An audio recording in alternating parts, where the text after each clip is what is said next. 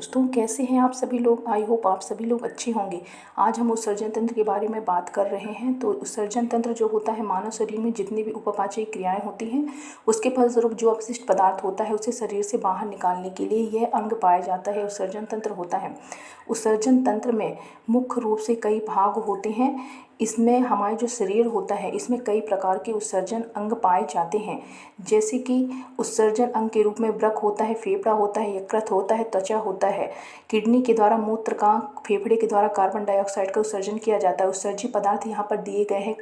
इसके अलावा उत्सर्जी पदार्थ है नाइट्रोजन। उत्सर्जी पदार्थ के आधार पर जीव जो होते हैं 4 प्रकार के होते हैं: अमोनोटेलिक, यूरियोटेलिक, यूरिकोटेलिक, गुआनोटेलिक।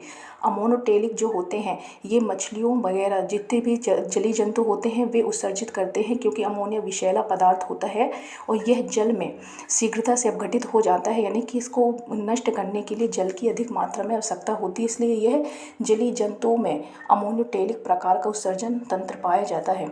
इसके अलावा यूरियोटेलिक, इन जंतुओं में उत्सर्जी पदार्थ यूरिया होता है। इसके अंतर्गत मानव आता है, स्तनधारी आता है। यूरिकोटेलिक, यह यूरिक अम्ल होता है। इसके अंतर्गत पक्षी सरीसृप आते हैं। गुआनोटेलिक में मकड़ी और बिच्छू आते हैं। यानी कि उत्सर्जी पदार्थ के आधार पर जंतुओं को 4 भागों में बांटा गया है। यदि हम अगर आगे देखते हैं कि जो उत्सर्जन तंत्र होता है, हमारा उत्सर्जन तंत्र जो होता है कई अंगों के द्वारा होता है। त्वचा के द्वारा भी उत्सर्जन होता है, जैसे कि तेली ग्रंथि के द्वारा तेल निकलता है।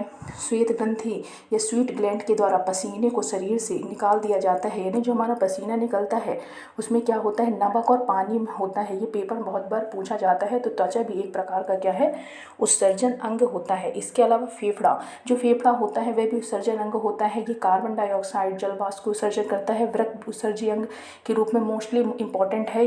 ये उत्सर्जन तंत्र का मुख्य भाग होता है।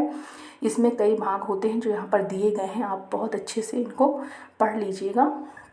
इसका वजन जो होता है किडनी का 140 से 180 ग्राम तक होता है। यदि वृक्क की बात करें तो इसमें 2 भाग होते हैं, बाहर की ओर कॉर्टेक्स, अंदर की ओर मेडुला। यानी जो पिरामिड वाला भाग होता है उसे मेडुला कहा जाता है। वृक्क की कार्यात्मक और संरचनात्मक इकाई को नेफ्रॉन कहा जाता है और यह एक वृक्क में लगभग 10 से 12 लाख सूक्ष्म नलिकाएं नेफ्रॉन होती है। किडनी के अध्ययन को नेफ्रोलॉजी कहा जाता है। जी हाँ, जो किडनी के अध्ययन से संबंधित विज्ञान होती है, विज्ञान की शाखा, उसे नेफ्रोलॉजी कहा जाता है। अब यदि हम देखें नेफ्रॉन, एक नेफ्रॉन की संरचना में ये मुख्य भाग दिखाई देते हैं जो यहाँ पर दिए गए हैं। ठीक है, बोमेन संपुट।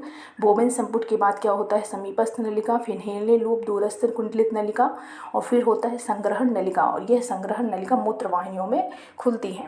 यहाँ पर ग्लोमेरुलस के बारे में दिया गया है कि ये एक कप लाइक स्ट्रक्चर होता है। यहाँ पर रक्त कोशिकाओं का जाल होता है जिसे ग्लोमेरुलस कहते हैं।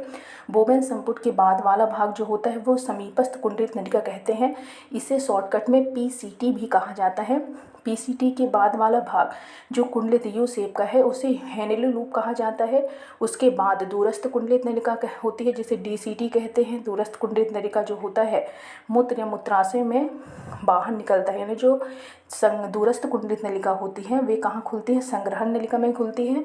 और संग्रहण नलिका जो होती है वे मूत्रवाहिनी में खुलती है और मूत्रवाहिनी मूत्राशय में जाकर खुलती है। यदि हम बात करें जो मूत्र होता है मानव को, ये एक दिन में कितना होता है, स्वस्थ मनुष्य का 1 से 1.5 लीटर होता है। ये मूत्र में विभिन्न प्रकार के ये पदार्थ पाए जाते हैं। जल 95%, यूरिया 2.7%, खनिज 2%, यूरिक अम्ल भी पाया जाता है। इसके अलावा यहाँ पर किडनी की संरचना दी गई है। यानी जो हमारा उत्सर्जन तंत्र होता है इसमें मुख्य रूप से भाग होते हैं। किडनी एक जोड़ी होती है, मूत्रवाहिनी एक जोड़ी होती है, मूत्राशय और मूत्रमार्ग होता है। इसके अलावा जो किडनी की पथरी होती है किसकी बनी होती है,